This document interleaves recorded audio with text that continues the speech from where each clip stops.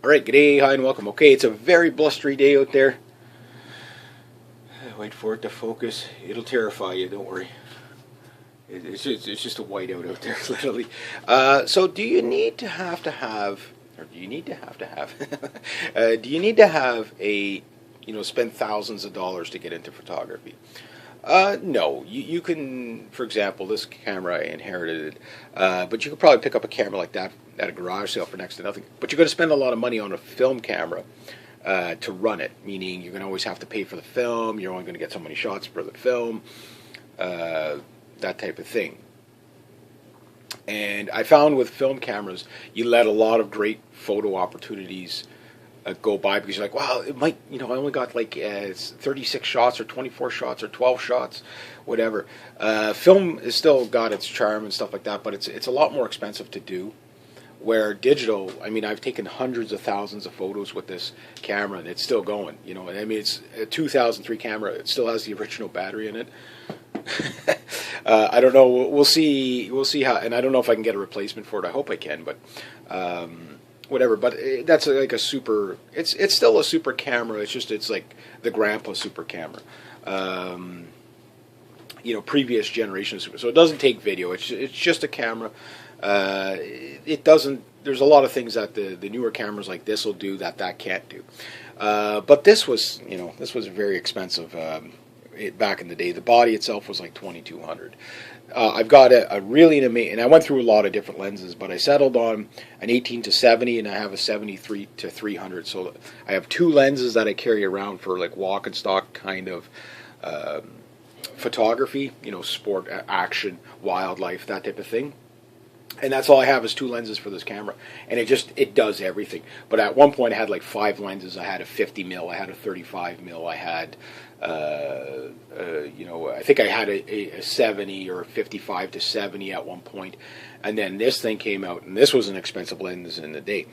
But that's what I did. But you're probably not going to start even with something like that. Now, mind you can get 10 times the camera for a tenth of the price. Even in an SLR now, you can get them under $500-600, but they're big, they're bulky.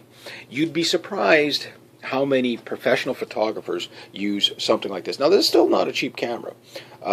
It has a lot of limitations, sure, but when we're talking manual mode. But if you've got a good eye, the auto will be more than good enough. And there's a couple of I can't think of their names, but guys that just basically that's what they use. They're professional, big time, kind of six-figure kind of photographers, and they've resorted back to that stuff. And they have a camera like that, and then they've got like a whole whack load of lighting with them. And because anybody that gets into photography, one thing you're going to learn is it's almost all about the lighting. That's what it's about. It's about the lighting. So really, even a cheap camera can produce excellent results. Let's say you got a camera for $100 and it's like, say, 6 megapixel. Well, with 6 megapixel or 5 megapixel or 4 megapixels on the highest resolution, you can still get a pretty good photo, especially if you're doing like digital photography, selling online. Now, if you're going to be doing weddings and stuff like that, people want to see this. They want to see the big, flashy stuff, right?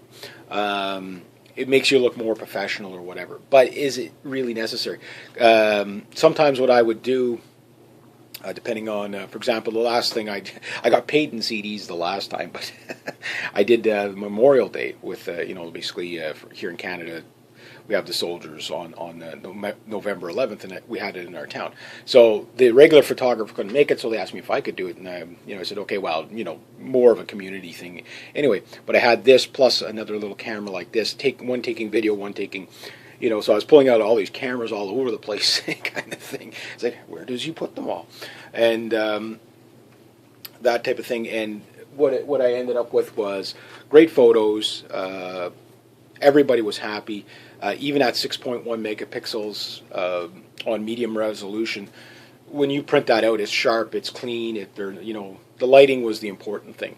And obviously outside on a nice sunny day, you're going to have a lot of advantages. So don't think you have to spend a lot of money. It's nice to have cameras like this, but don't overlook these little guys too, because the nice thing about these guys, you can just jam them in your pocket.